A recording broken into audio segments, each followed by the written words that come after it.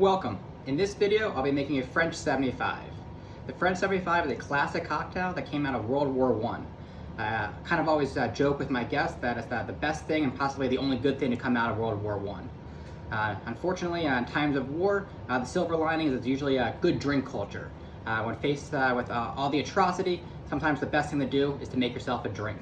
The French 75 is a classic combination and mashup of English and French drinking culture.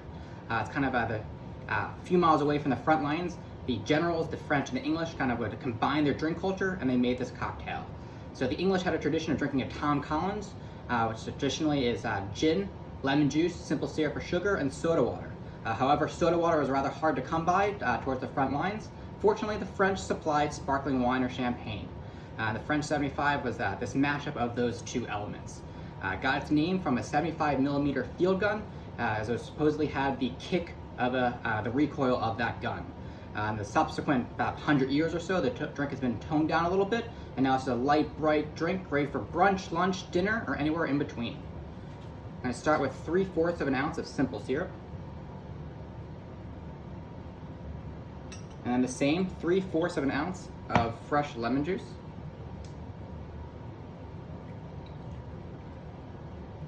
And then 1.5 ounces of English gin, or your favorite gin otherwise. Kind of going to keep it classic. This is Plymouth Gin, so a little bit lighter, less juniper forward than an English dry style. It's nice, rich, lush, and around.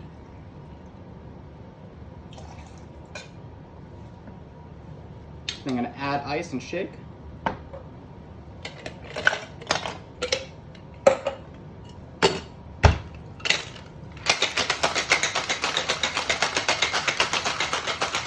And this one just needs a light, quick shake. Just gonna incorporate that.